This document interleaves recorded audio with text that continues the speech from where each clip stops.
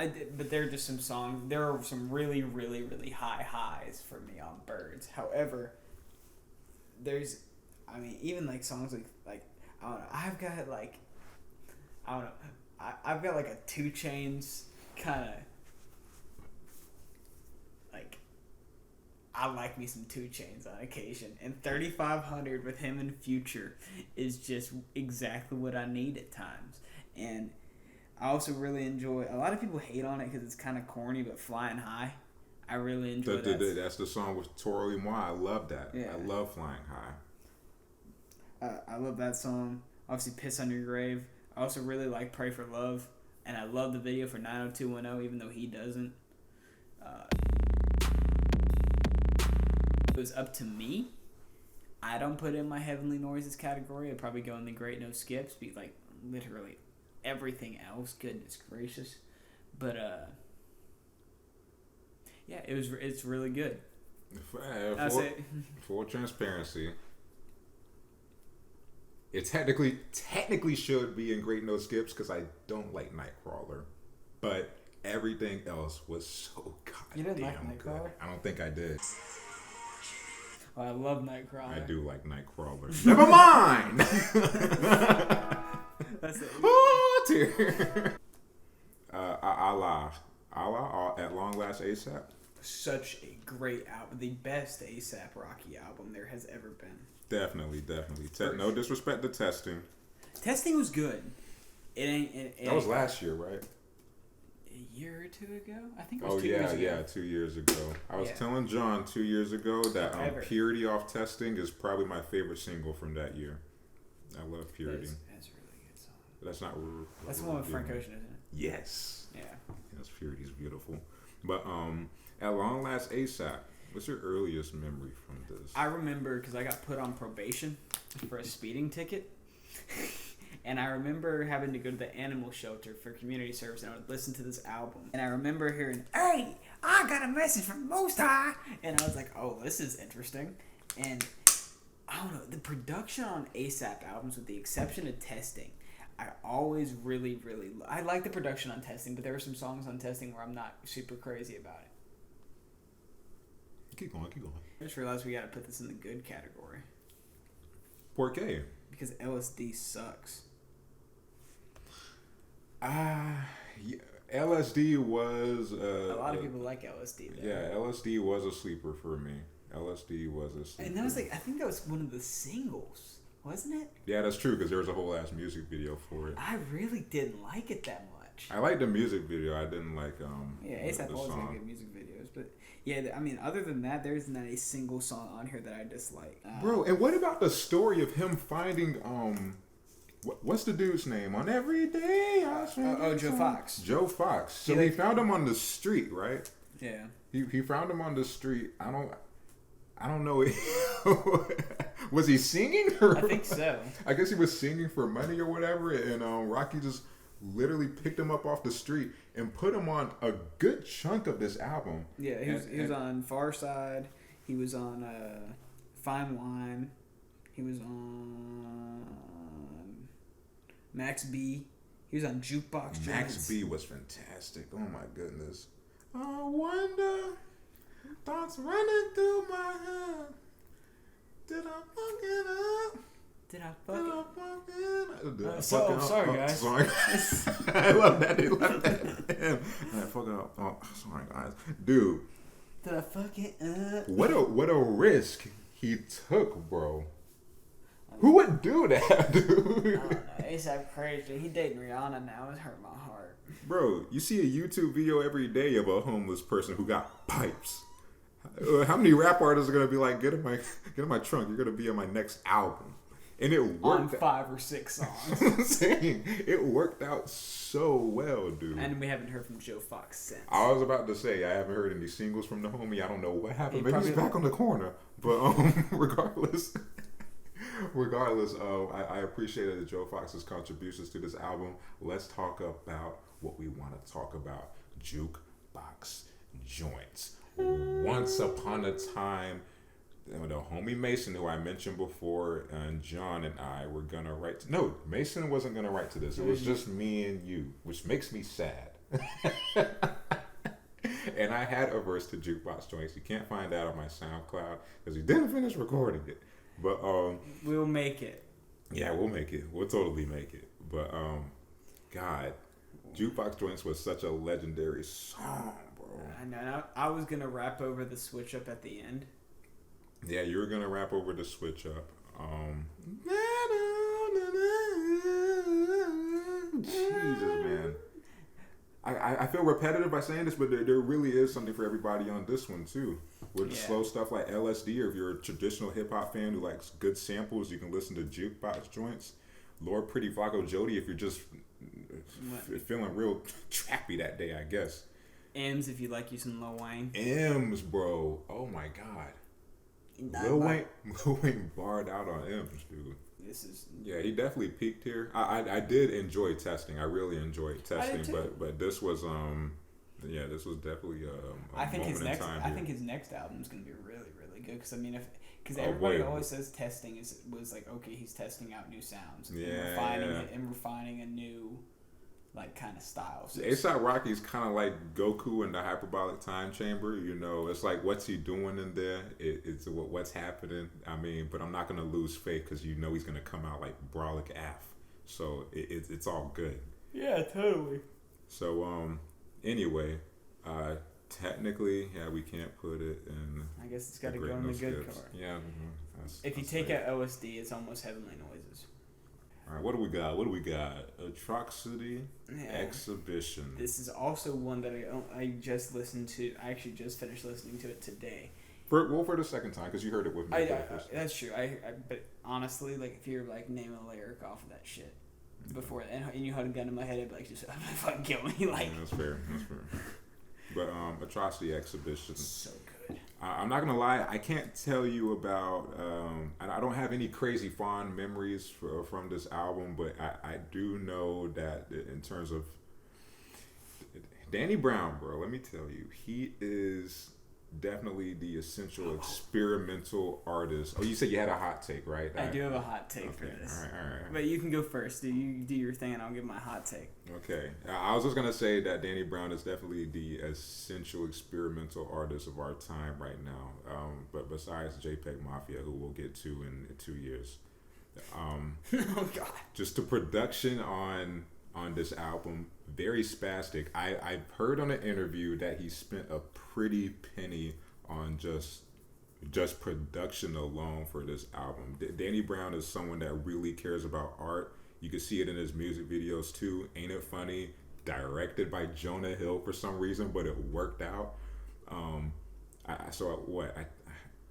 I will say the earliest memory I had was When It Rained. I think I want to say that was the first single that came out for this, and the music video was really sick. But it was a very simplistic beat, and it's just like a build up. I don't think there's any kind of drop to it. It's just. Are you talking about When It Rained? Oh.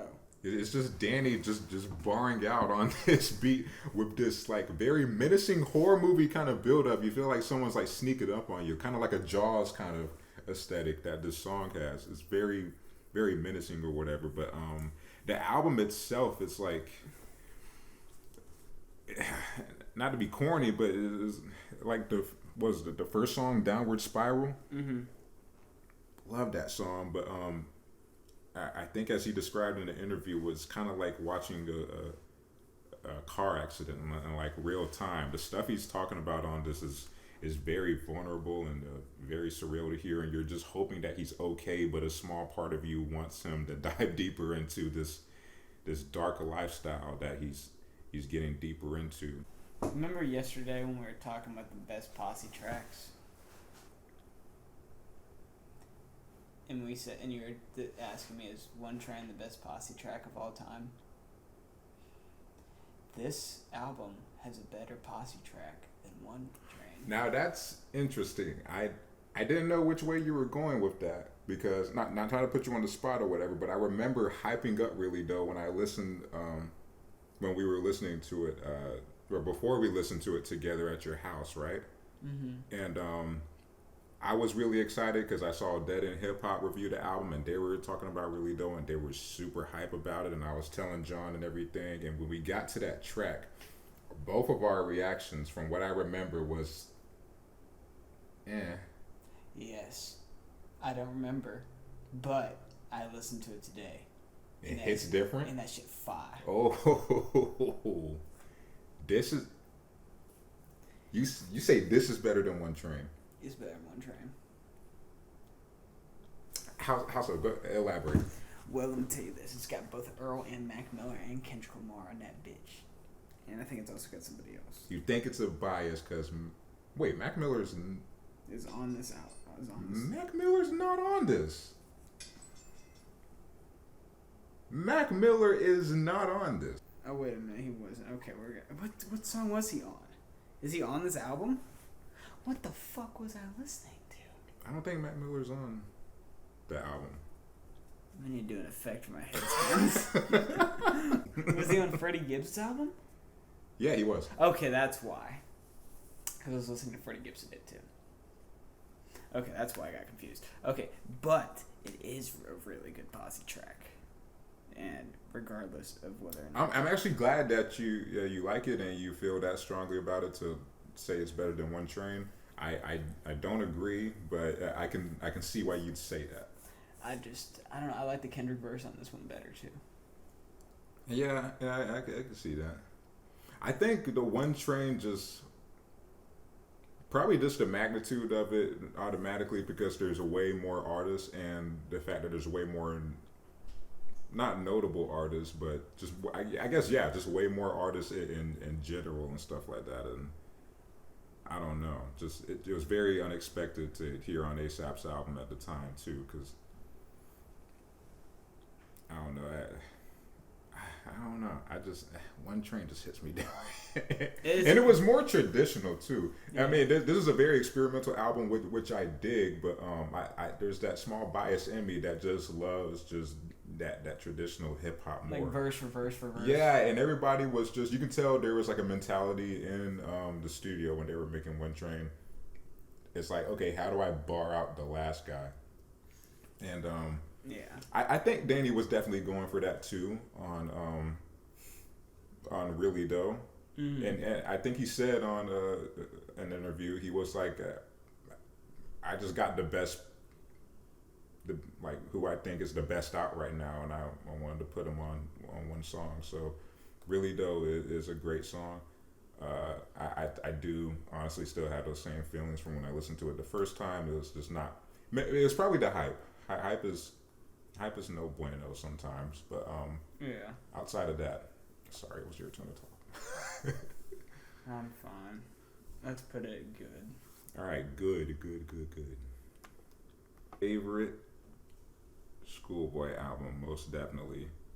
Sorry, Habits and Contradictions. What's that on the bottom there? That's Habits and Contradictions. Sorry, Habits and Contradictions. It's Habits and Contradictions. Nobody's favorite Schoolboy Q album, I don't think.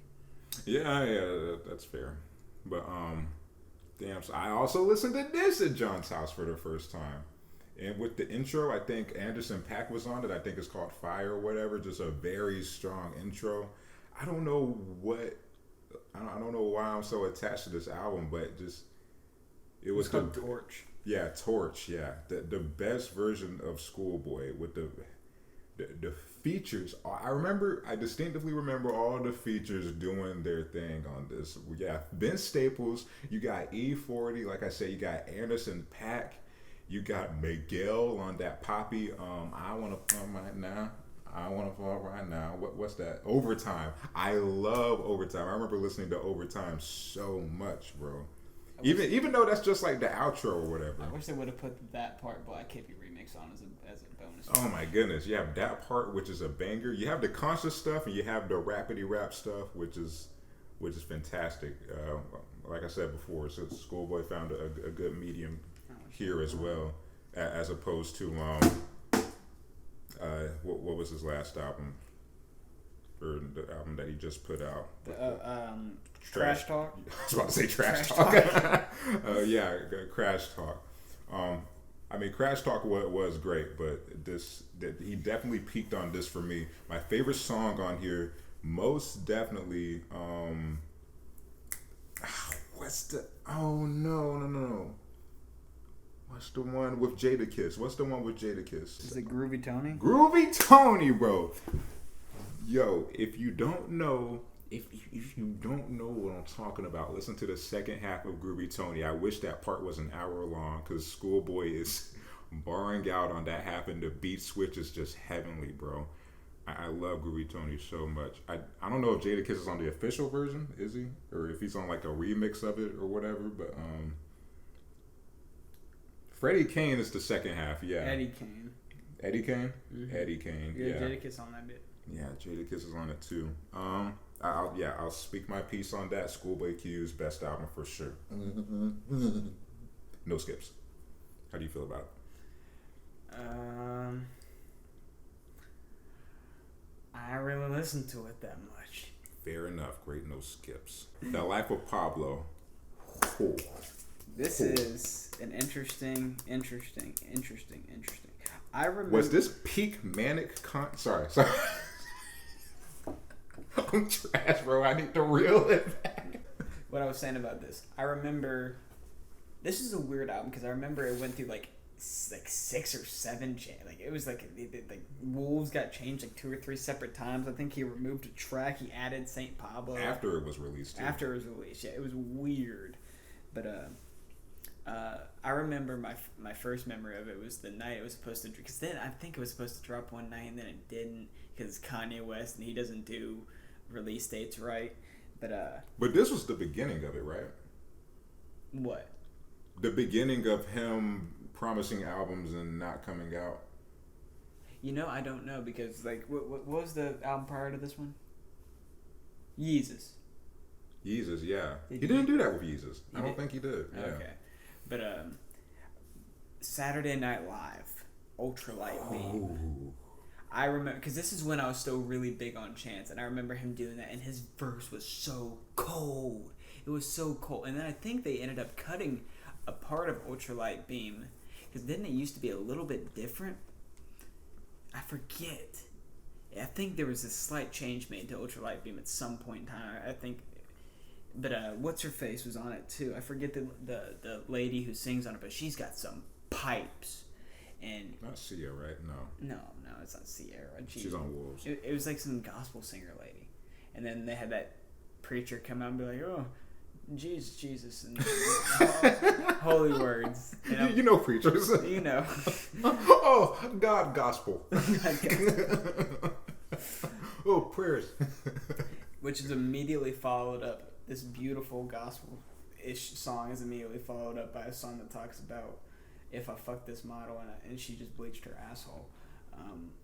Just such a love-hate relationship I have with that song because Water Stretch My Hands, the drop on it is ridiculous. And just when you thought it couldn't get any better, who do you hear, John? Who do you hear? Who's the first thing you hear after that drop, my guy? Kid Cudi, baby.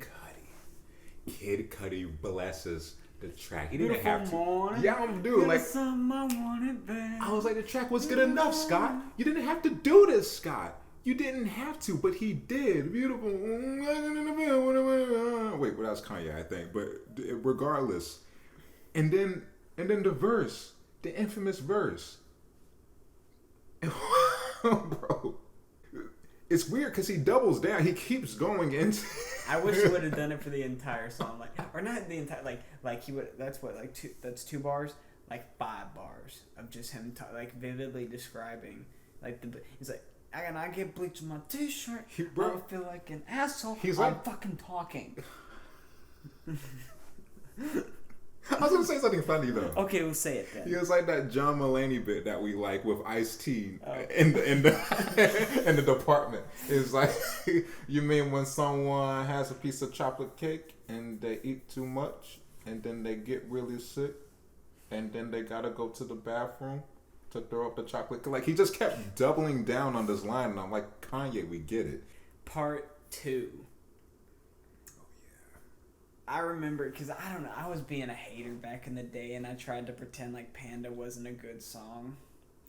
And I remember it coming up because him and I went and saw Kanye at Phillips Arena when it was still Phillips Arena. Now it's the State Farm Arena, obviously. But I remember him distinctively looking over at me and being like, I'm about to jam out to this. And I just crossed my arms and kind of pouted for a second. And then the drop hit, and I was like, you know, and I couldn't contain myself. It's part 2 was fire. I totally forgot that we saw Kanye. What? How did I forget that? I'm sorry. That was erased from my memory, but now I'm having all those the butterflies in my stomach from recalling.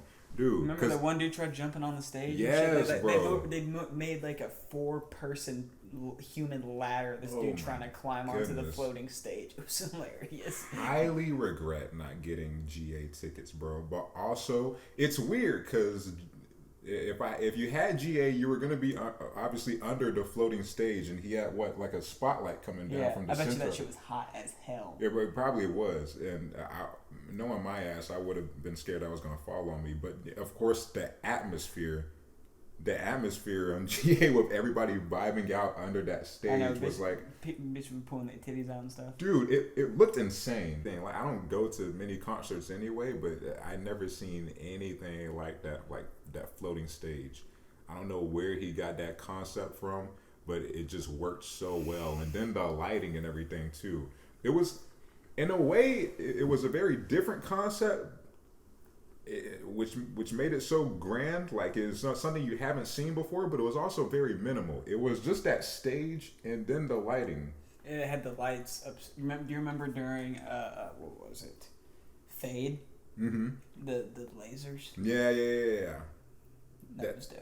Yeah, that was all dope. But like, when I say it was like minimal, it was just the stage and the lights basically, and just he created and just an atmosphere off of that. Because there's this part where it was, I guess, like an intermission. I forgot which song he ended it on, but it was real. Well, it wasn't quiet. There was this like humming, and Kanye stopped performing, and there was these like just this light show, these lights that just.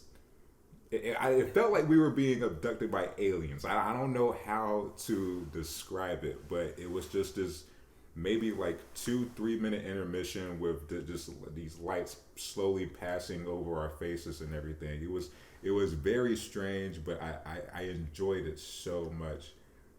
Just check it out. Just check out like some concert footage that is probably everywhere on YouTube. But that was such a fantastic time. I can't believe I forgot that. I actually genuinely feel bad, but yeah, great concert regardless.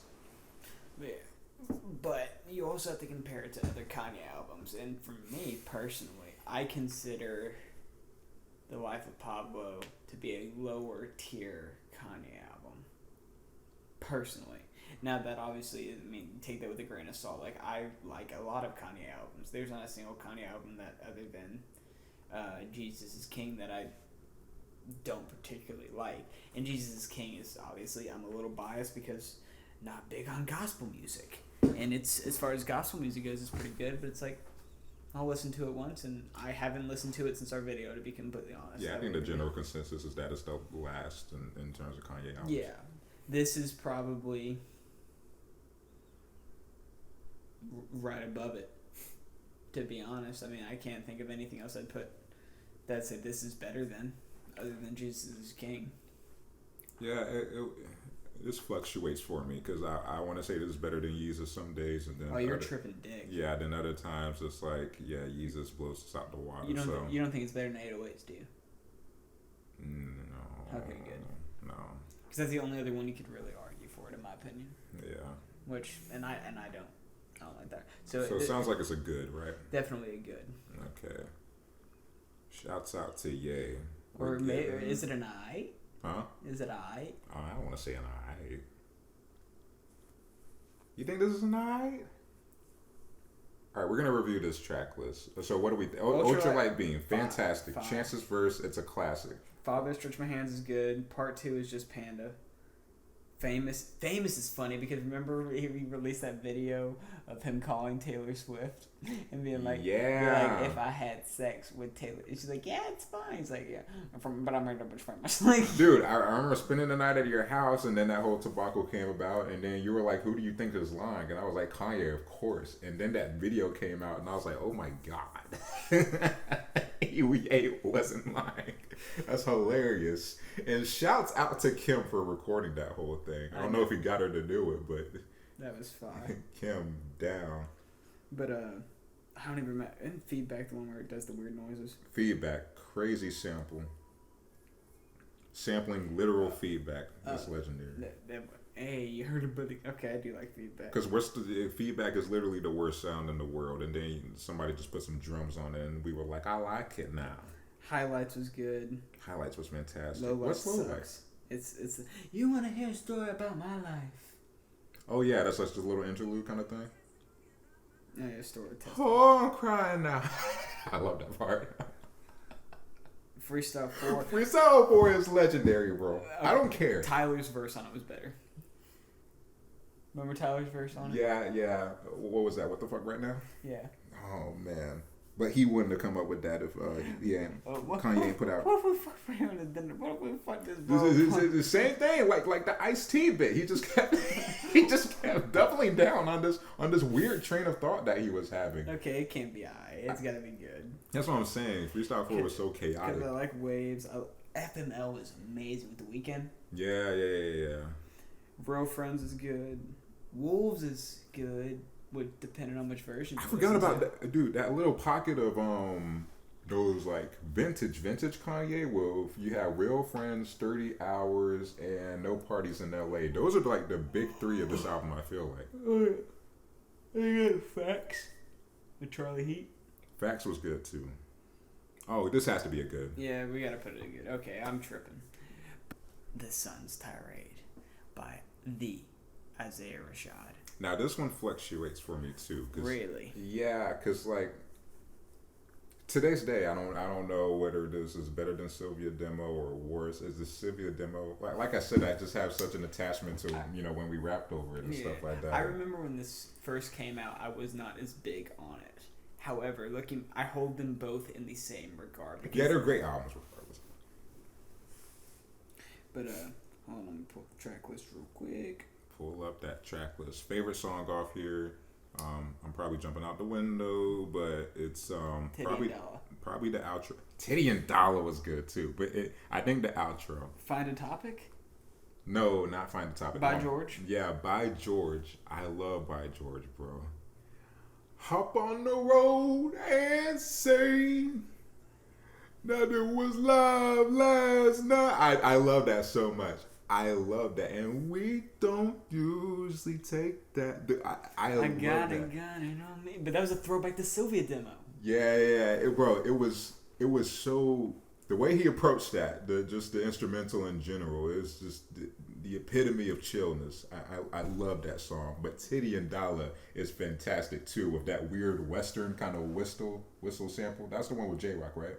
Which one is Titty and Dollar. Oh yeah. Then you got What's Wrong.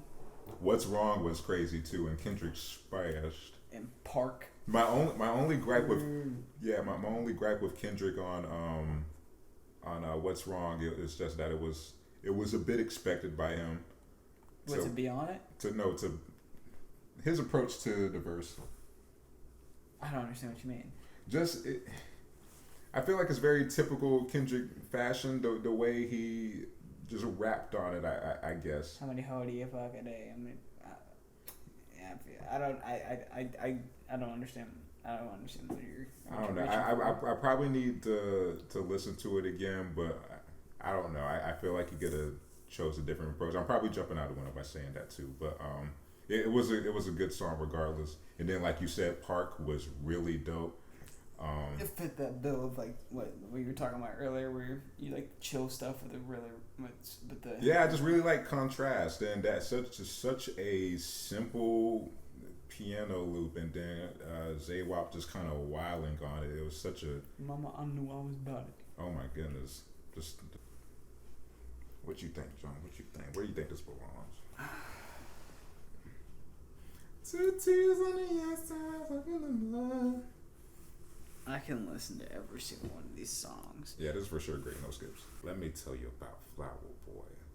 Let me tell you about Flower Boy. So what's the first single off this? It was 911 Run, right? The first single? Mm-hmm. That came out. I'm pretty sure it was 911. Yeah.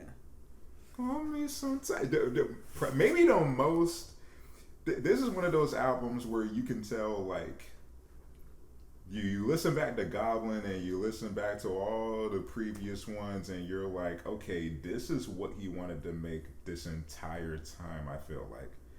Like, of course, he got his energy out on that, like, kill people, burn stuff, like, fuck school and everything kind of vibe. But it's like, did you really want to talk about that, or was it, was it this in your heart, you know, that whole time? Is this what you wanted to show to the world? I don't know if it was, it's weird because I don't know if it was insecurities back then or whatever the case. He still made great music, and I'm sure it was very true to him. Cause even though you don't like Goblin. I don't like Goblin, but it was true to him. It was completely, like, came from Tyler's mind, and you could tell that there was nothing else that sounded like Goblin, I feel like. Yeah. Even though I don't like it was such a bad Even album. though I know where you're going with this, I'm gonna tell you right now, it's not better than Acid Rap. This isn't one of my Oh, it isn't. This isn't one of my heavenlies. I think all three are in my, yeah, okay. Yeah, since you changed the rules to Pimp or Butterfly, Rodeo, and My Beautiful Dark Twisted Fantasy was my tears. So yeah, we got that wrapped up for me. But I got, had we kept our rule, John, Acid Rap would have gotten the hell up out of here for Rodeo. Think? Or no. I probably would have. Yeah. You would have booted it for Either that or To Pimp a Butterfly for Good Kid, Mad City.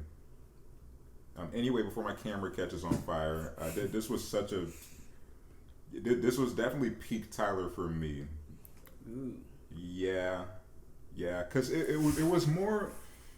I could agree with that. It was way more obtainable songs on this. Every song is like, there's some kind of little catchy aspect. There's that part that you enjoy, whether it's Frank Ocean's like chirp chirp or Call Me Sometime. I think it was the same song, but yeah, you are. but you know what I mean. There's like boredom. Yeah, I'm gonna find some time. Rex Orange County, bro. I need to listen to one of his projects. You know what's really underrated is Where This Flower Blooms. I rock, I roll, I bloom. Oh yeah. I rock. Oh my goodness. Flower Boy T. Like I said, there's something.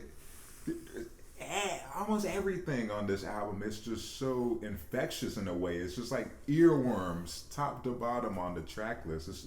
It's God, it's such a gorgeous album, dude. And like I said, I feel like this is what he wanted to put out the entire time. I feel like this. But guess what? But guess what? What? I put it in good. You put it in good? I don't like dropping seeds. You what?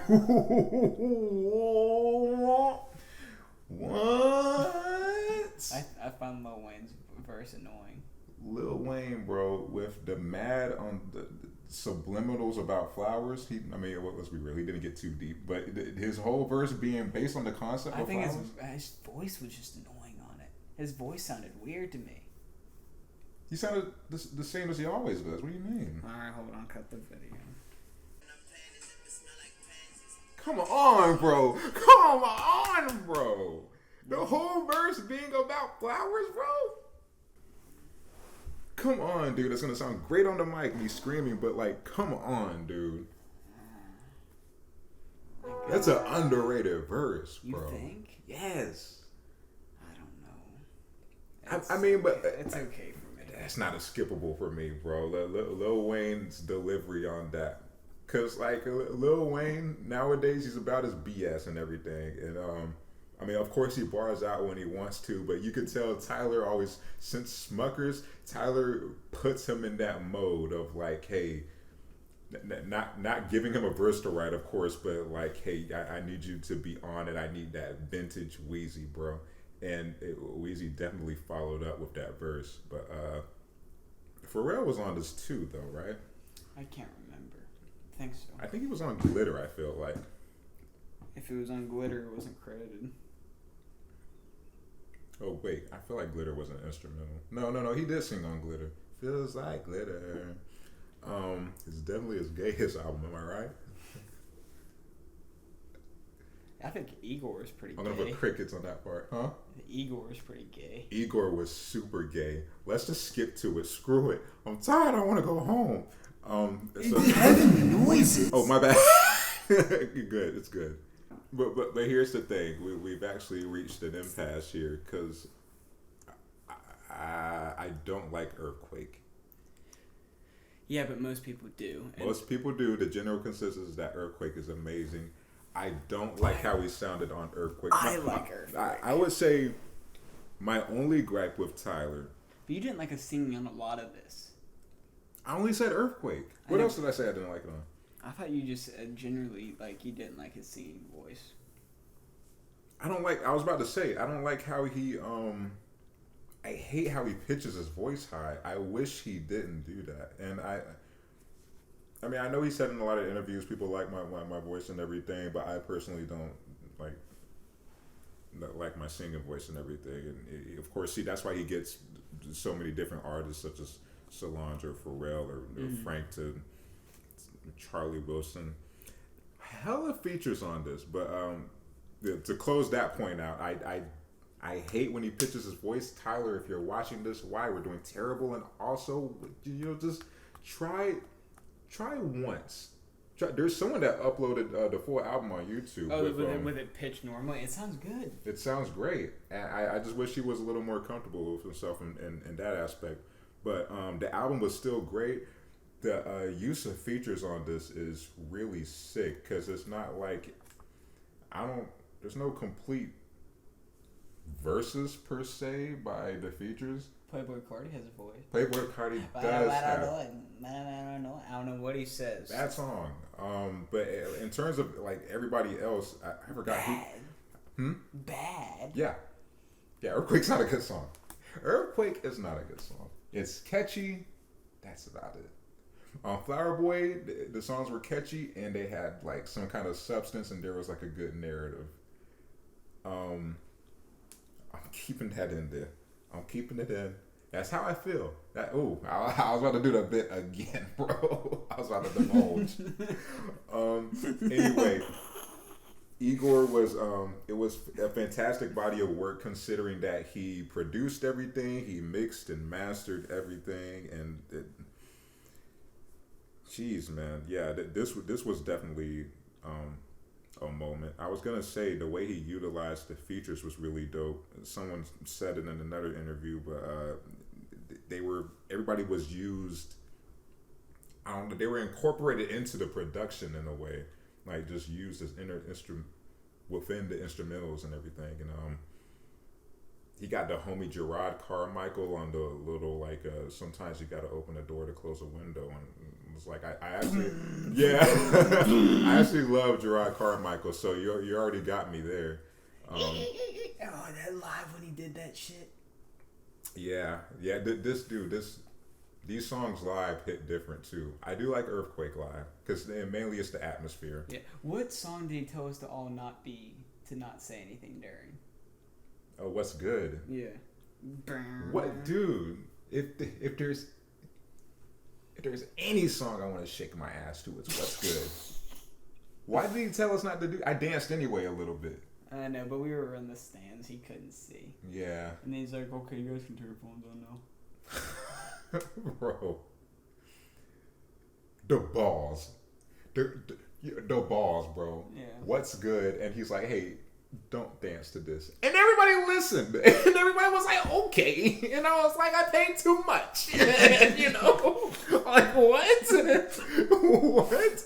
But, dude, Tyler has such a crazy stage presence, bro. And like making those types of decisions to tell people. I know he was so much different. I'm sorry, I didn't mean to catch you up, but like remember the first concert we went and saw him at? It was so much different.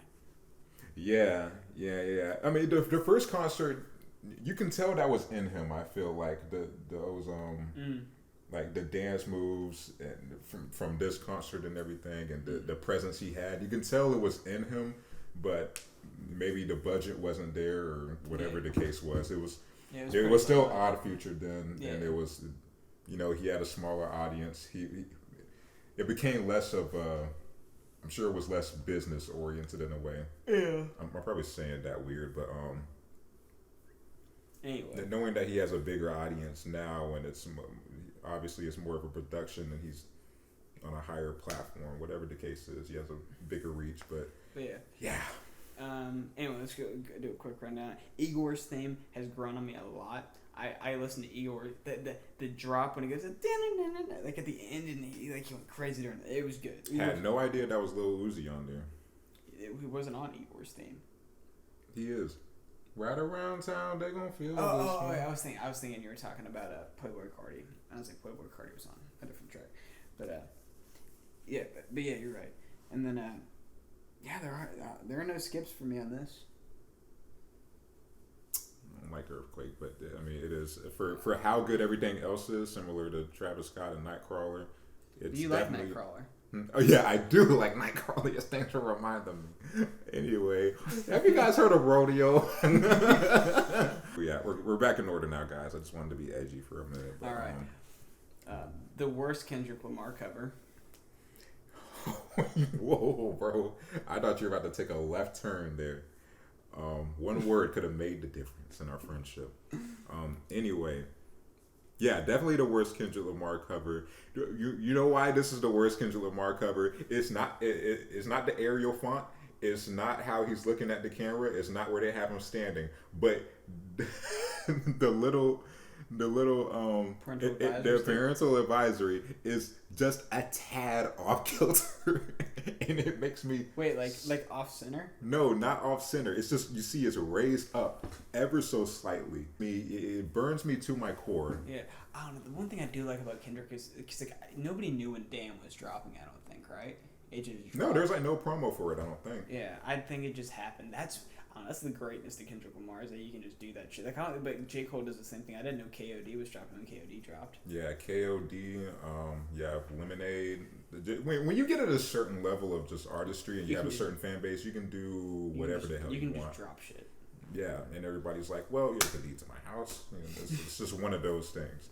But let's get into Damn. Damn is the third best Kendrick Lamar album. Dude, he pulled all the greatest things from To Pimp a Butterfly, all the greatest things from Good Kid, Mad City, I feel like, and just made a nice little ball of the two. It was just like both of them had U2 sound good. U2, oh my goodness, there's not a place. Because remember when we saw that on the track list, it was. Oh my god, this is a good album because Love sucks. What? You don't like the hook on Love Me or on Love? What is that? Love me. Hold on. Love me. Shut up. I wanna be with you. Ooh, come on, bro. Oh, I do like Love. And remember the music video to Love? Oh, true. Oh wait, no, that's what's the one with Rihanna? What's the one with Loyalty? Loyalty was hard, bro. Feel, Element, Pride. Okay, Pride's definitely my favorite song off of here. Steve Lacy from the internet produced the bulk of that song, and I really love the internet, but I love Steve Lacy so much. He's a talent. He would have found a place on this list, but he's not a rapper. But regardless, Pride is definitely my favorite song on there. And then the whole narrative he has with like helping out Lucifer and everything, and just going down just a list of all his vices and stuff like that with the track titles and everything. It's how I kind of interpret it. Mm-hmm. But I was in Schoolboy Q on this also. Well, he didn't. Schoolboy Q wasn't on here, was he? No, he wasn't. But there wasn't. I don't think there wasn't any TDE. Yeah. When I think about it. Yeah, but dude, the transition from Blood to DNA when you first time you hear that shit. Oh my goodness. It was almost like a. Not only the transition, sorry. But it's almost comparable to, I don't know if you ever listened to the Compton album, but the drop from the intro on Compton to what the fuck? I don't give a fuck about prescription. So talk about it. Talk about it. From Dr. Dre's Compton. That was a. Oh man. I'm not gonna dive too deep into that, but shouts out to Mets. Drop an album, Mets, please. I mean, we've heard a lot of you on Revenge of the Dreamers, but we need a project. Anyway, yeah, there was a lot of special moments on this album, and like you said, it came out of nowhere. It's very unexpected, but it's a great body of work regardless. I would definitely put it in great no skips because you enjoy love, right? Yeah, I don't know why. Didn't we talk at one point about not liking one of the songs on here? I genuinely didn't like Love at first. That was probably it from me. I liked everything but Love at first. Because when I heard Love, I was like, oh God, he's going in this poppy direction or whatever. But then, no, I think Loyalty I didn't like at first. Yeah, I think Loyalty I didn't like at first. I was like, this is a weird direction he's going in. But it obviously grew on me. And the video is bad ass, dude. Great no skips. I'm getting tired. Let's go. Great no skips. All right, let's make this a short one. All right, Never story. Pull up that track list, homeboy. Probably my favorite cut is honestly I really like the interlude with Six Lack. Black. Yeah. A701. Yeah, A701 is just kind of hard. But obviously the standout we have Never was crazy. What do you call a chick that don't suck dick? You don't. That's an iconic line. I feel like someone said it before him, but the way he delivered that was really dope, really smooth, and it's even more empowering knowing that he's from Atlanta. I remember like in Never, I remember thinking underwear, or is it underway? This one said underwear. Oh my God, I love that. Really? I love that on underwear. I love that. Because it's personality. You don't get a lot of charisma in rap nowadays. And that's just it's such a weird, it's not even a hook. It's it's so dope. But I know exactly what you mean because I don't remember Hood Book or Somebody or the first two tracks. Yeah. So that's fair. Well, Doo-Wop was actually hard. I do remember Doo-Wop. The melodies on Doo-Wop. Me and my two niggas be like Ed and Nettie. Alright, we're gonna put it in. I do not want this next to Aubrey. I'm sorry, John. We're gonna shove it right there. Nobody's gonna be sitting next to Aubrey unless it's IDK.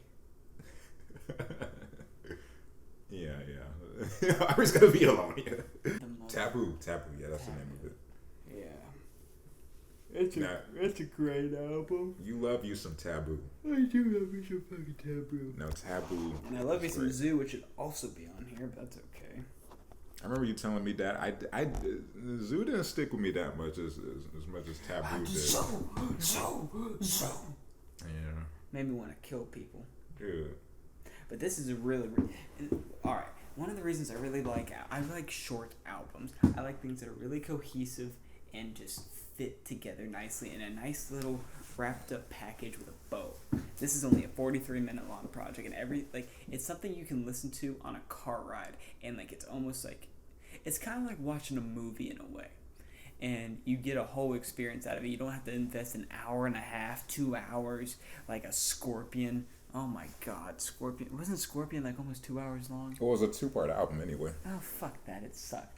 You know Denzel, because everybody's first introduction I feel like was Ultimate. Yeah, the meme. And then and mad respect to Denzel for growing out of that phase. Like he really was a meme for the long, not him, but the what he created. And it's a really good song, honestly. But with Vine and everything and just social media, I mean, it's a double-edged sword because when you're memed, people are laughing with you. I feel like most of the time, and then on the other side of it, there's you can't be taken seriously as an artist because you're that ultimate guy. But he really grew out of that phase with this album. It was a very serious, well fleshed out project. I feel like by Denzel.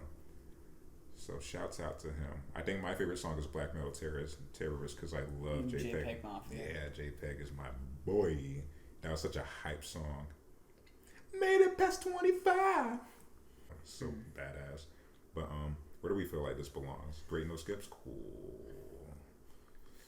Shouts out to Denzel. Swimming by Mac Miller. What a beautiful album. What a sad album to reflect on. Wow. I remember this came out the same day as Astroworld, and it was kind of like your pick, like which one do you want to listen to first, Astroworld or Swimming? And I remember listening to Swimming first. And yeah, we were texting back and forth. Yeah, and I remember listening to Come Back to Earth for the first time, and my regrets look just like texts I shouldn't send. And for me, like, I don't know, I was kind of going through it with some girl at the time, and I don't know. I didn't notice. I don't know. I'm like, you know me. I can be a little sappy at times. So like for me, it just kind of hit different, and then it immediately dropped into what's the name of it? Hurt Feelings, and it was like it was almost like Mac was speaking to me, and I don't know. It was really, and then immediately followed by what's the oh my god. It's like a 3-step process of grief on like 9 minutes, and but it was a beautiful album, and I feel like he was finally, and like I was mentioning earlier, his progression as an artist was always moving in a positive way, not necessarily material wise, because he was still talking about drugs and stuff like that, and well, not in this so much, but you know, it was always going in a direction that I really appreciated. It was always a sound that was different, but it was still really good and appreciated. And I know we're talking about it now, but like I gotta talk a little bit about Circles, because Circles was supposed to accompany this album, hence Swimming in Circles. But that is, it's even better than Swimming. You should really listen to it if you haven't. But it's damn near. No, it's not. It's great no skips for me, but it's so. I don't blame you if you wanted to put it in the heavenly tier, but it'd be. No, it'll be replacing Acid Rap. Yeah, it's not replacing Acid Rap, but they're so, and also the 3 singles leading up to. I really Programs wouldn't have fit. Programs was hard. It wouldn't fit on this album. It wouldn't. Programs was dope, man. Yeah. But Small Worlds was a single, and that made the cut. That's the one was like, the world is so small. Till it ain't. I actually attempted to write a verse over that. It didn't work. Oh, let's try it again. I'll hop on that. The screw tape is coming one of these days, I promise. Hell yeah. 2037. Something like that. But, yeah, I don't want to... there were a bunch of really, really great... 2009 was very emotional because, I mean, I think 2009 was about the time that I think Kids dropped, and if I'm not mistaken. But that was a very, very different Mac Miller, and he's kind of reflecting on this ain't 2009 no more. He's not this 16-year-old bright-eyed kid. Talk about not let him in. It's a completely different person. He's heartbroken. He's been through a lot. And this album is just, it's very emotional. It's very close to my heart. And if you haven't listened to it, I highly recommend you do. And it goes in the Great No Skips category, unless Xavier has something to say about it. No, I think Great No Skips is fair. This was a wonderful album. Favorite song on here, I want to say, what's it called? Rocket Fuel? Jetpack? Jet Fuel? Jet Fuel. No, never run out of Jet Fuel. I love Jet Fuel, but I forgot until you brought it up. The production on 2009, the beginning of that starts out, I could see that in like a Disney movie, my guy. The production is crazy. And you don't realize until this album, me personally, a lot of people been with the shits on Mac. I didn't realize how great he was at producing, man, and the dude just cares about his craft so much. I didn't listen to Circles, but I know the majority of it was pretty much done. The guy that came in and finished the tracks, something Brian, said he only did at least like finished 3 songs at most on it. Everything else was just completely like already done by on Mac's end in terms of production and just finishing it in general. But he really is a composer in his own right. I feel like if he stuck around, he could have been genuinely he could have been in like a Ludwig kind of space. I feel like in terms of producing for movies and whatnot. Like 2009 is just so beautiful. The intro to that, and but besides that, there's this weird aura around this album. I don't know how to describe it, but it feels like very on the. You see the cover, and it's like it feels very on the nose. I'm not saying like anything like he was supposed to die when he dropped this. I'm just saying it feels very. Yeah, and then you had the music video for wow, what was it? When he's hurt, no. When he's in the casket. Yeah, he's in the underground casket. He's got on a. You know what I'm trying to say though. You know what I mean. Well, the coin says "Memento Mori," and the translation from Latin, "Memento Mori" means "remember that you have to die." Isn't that trippy? It's weird. Or "remember you will die" or something along those lines. It's like. Not to change the subject, but like you know how the Triple Tentacion, he had the video come out. I think his last video that came out after he died was him beating himself up at like a funeral or whatever, like beating the old him up, but he's coming out of a casket or something like that, very funeral based, but. Same concept with like the cover and everything, and like you said, the music video and just the aura and the sadness around it. And from what the little I've heard from circles and everything, just such a depressing, somber kind of vibe. It just fits the tone and how we all feel about his passing and everything. It's just very on the nose, and it's still very weird, and it's hard to listen. I mean, it's a great album. Sonically, it's fantastic, but for me, it's weird and a bit difficult to listen to. Yeah, just because, of course, the more you like it, you enjoy it, and then you realize, oh, he's not here. He can't make any more of this. Yeah, and I'll never see him perform this live. Yeah, it's one of those things. So it's very bittersweet. But on the upside, his legacy ended on a fantastic 2 albums. I feel I'm such a poser. I had to listen to Circles, but he ended on a great album with Swimming, and I'm sure Circles is gonna be just as good when I get to it. But yeah, need to listen to it tomorrow. Yeah, I gotta check it out. All right, this is going in the great no skips category for me. Yeah, definitely great no skips. Rest in peace. Okay. Woo. Now, KOD. This is a cool album. Only gripe with KOD. Okay, I'll go on because I'll try to make this short. There's 2 sides to KOD. It's very much needed. Ironically, we just reviewed like Mac Miller and everything. It's a very much needed album at a time of Lil Peep and Mac and of course Juice WRLD. The narrative, I don't see any other artists at least going this far to talk about it. I'm sure people have touched on it, but in terms of addiction and abuse, no one's made a top to bottom album about it.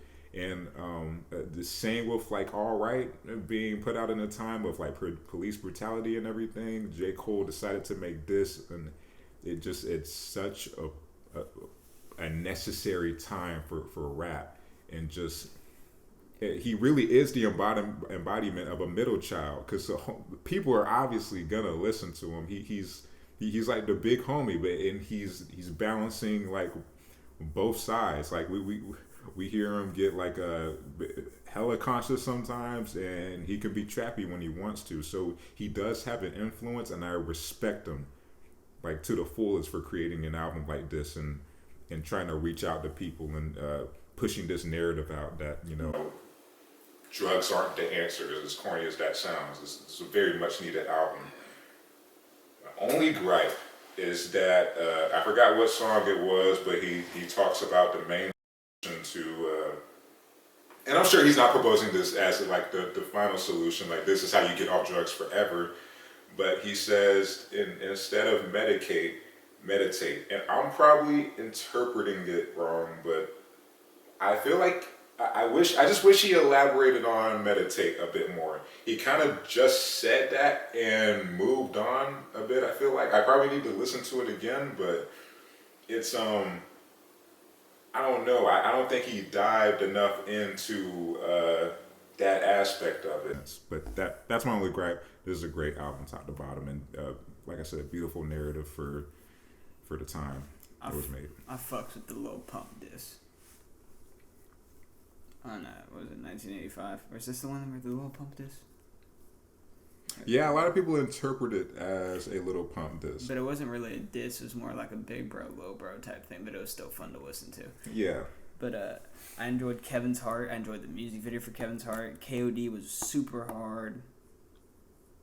Because I don't feel like it was just about one I really like is Photograph, and the reason I like Photograph is because I don't know, myself included, I feel like a lot of people kind of romanticize someone through social media. I mean, you look at like a beautiful girl's pictures on Instagram, and you start thinking about them, like you're kind of putting up this image of them and putting them on a pedestal in your head, but in reality it's like you have no idea the type of person that they are and the type of lifestyle that they're living. I mean, you can tell so little through pictures.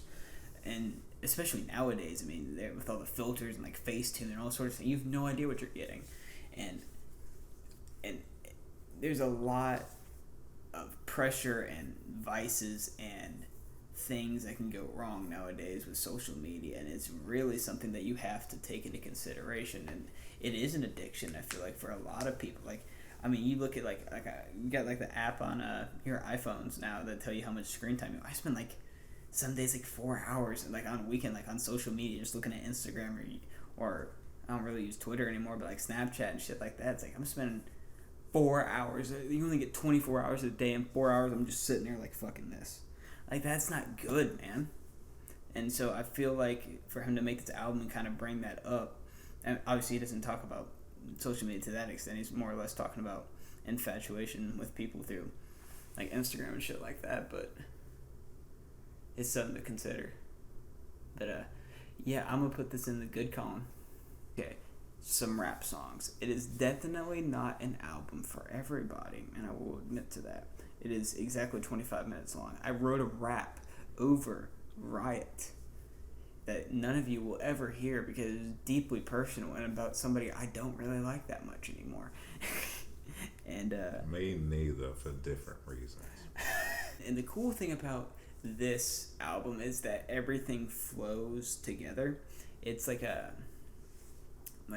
it's almost immediate. Like, he starts rapping like almost at the beginning of every single song, and that's really, really cool to me. And I because it's like nonstop, and it's only 25 minutes long, so it's just 25 minutes just like bars and him talking about just like, I don't know, like I'll listen to Earl Sweatshirt when I really need to feel like some, like when I'm feeling kind of cynical, when I'm in kind of a dark mood, and I don't know, it really kind of in a way picks me up, which seems kind of counterintuitive, but it works for me. My favorite song off of here is definitely probably Asukar. I pedaled to the metal, lost foot, and there was sugar in my gas tank. I don't know, I fuck with that. We saw him live too. Him and that was dope live. My goodness. Yeah, it was really cool. But Riot is honestly a close second. And it's purely an instrumental, but it's such a great instrumental. He played it at the end of the show. He was like dapping everybody up on stage and stuff, and that song was playing in the background. It was really good. But it's awesome. My favorite album of 2018. Yeah, Earl's production is crazy on this too, and this was definitely. The narrative behind this is really sad too. Basically, he never got to touch base with his dad and get out all of his emotions and have that closure with him before he died, even though he was planning on it. And basically, not what this was about, but it was made after that time, and you could tell it has that same kind of aura around it, as I mentioned with swimming. But I will say with some rap songs, this one definitely had to grow on me. John liked it way more than I did at first, which is kind of weird because I usually like the weird kind of experimentally kind of stuff, but this wasn't even experimental in a way. It was just the production. It was it definitely had to grow on me, and the short burst of songs and everything. It was straight to the point, and it definitely like you can tell he was going for that quality over quantity kind of aspect, and it's legit. The title, here's some rap songs, and it's really sick when you think about it, because like Earl is going through all this shit, and all he's seeing in his like social media or wherever he goes is like, where's the album, and he's just like, hey man, my dad's dead, and I'm trying to find the best way to cope with this. My final say here on the album, I think my favorite song is Peanut. Is what? Peanut. Peanut. I love, I don't want this to sound weird, but I just love how dark and vulnerable it is. It's a weird thing with young artists nowadays who make songs about depression. It's a bit glamorized in a way. Like Billie Eilish, for instance. I'm not gonna say that I don't know her at all. Like I'm sure these are her like real feelings, what she's talking about, but of course she definitely has probably had real phases of depression, being a huge artist at her age and everything. Just sonically, it doesn't translate to that. And other rap artists too who are in that kind of like the depressive kind of genre, who make music that caters to those kind of people. But with Earl, it's very different. It's very real, and it sounds like depression when you listen to Peanut. It is just different, and it embodies that. I think he does a really good job of that aspect. But I would definitely put some rap songs in the Great No Skips category. For sure. And the good thing about this is that it's only 25 minutes long, so I mean it's kind of over before you know it, and it just all flows so beautifully. And that's honestly probably what I talked about before. I like cohesive. It doesn't need to be long. It just needs to make sense. This IDK. I think it's good. Put it in hard. I don't care anymore. Also, 24 is overrated. 24 is overrated. Yes. Madden ruined it for me. Hell yeah. IDK, do better next time. Do you really put it in the eye? Nah, it was pretty dope. I like the narrative, and I like how he brought it all home with him talking to his homie at the end, and talking about how everybody has a different perspective on things in their life, and why they believe what they believe. Like maybe John sees a different color of blue than I do, and you can interpret that however you want to. I see it as John's upbringing is way different than mine, so that's probably why he's religious, and why I wouldn't be. Not saying that I'm not religious, but just examples. I say because I'm not religious. And JPEG Mafia, the last one. Oh my gosh. You know what? I don't have a whole lot to say. This is Xavier's time. This is my moment, but I've already talked about Rodeo. My moment's past.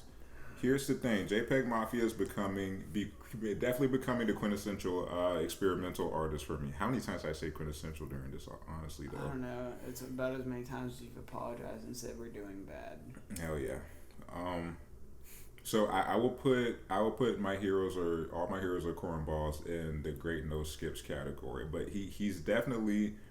I feel like this is very underrated too, because he did the Igor thing with this. He took the Igor route. He mixed, mastered, produced everything from what I know, And my favorite song definitely has to be Keenan versus Kel. The titles are fucking hilarious on this album. It's like "Forgive Me, Jesus, I'm a Thought" or something. Yeah, like that. Jesus Forgive Me, I'm a Thought. And you see these titles, and it's probably like, why? And then you listen to the songs, and they slap, dude. And what I really like about Peggy is that he raps traditionally on these weird ass beats, and it's a good mix. Yeah, Keenan versus Kel, definitely my favorite song, and he's becoming the next, if not better, version of like Danny Brown. It's like Super Saiyan 3 Danny Brown, just like Danny if he could produce. Just God, I love this album so much. And Poppy, I Missed You was such a good outro too. Just I don't know honestly what I'd skip on here. The TLC cover, I think that's the only one, that I skipped. So this is technically in the good category because he covered Waterfalls by TLC, I think. Or no, No Scrubs. He sung No Scrubs like verbatim, and see, he makes very weird decisions on this, and they, for the most part, they work out. And I appreciate Peggy for taking a lot of risk on this album. Shouts out to you, Peggy. All My Heroes Are Cornballs. We're gonna put it in the good category because why did you cover TLC? Oh my God, we're done, John. You get to go home. I have to do this quick outro before my camera catches on fire. Did you enjoy this? I did have a good time with this. What do you think? Is this a very accurate representation of how you feel about these albums? Besides Schoolboy Q, I'm so sorry. Yeah, I know. I feel like we should have had. You did mention we need another a middle tier or another one up there somewhere. Yeah. But this is a good one. I like this too. I'm actually very. Yeah, I like how this turned out. Sorry, Drake. Not sorry. But I think he'd say it's aight. He probably would, considering what he's made now. But hell yeah, we got through this. Anyone that stuck with us, why? And also thank you. Hopefully more stuff in the future if I get my shit together with this equipment. Besides that, thank you for watching. I'm Xavier. I'm John. Peace. Deuces.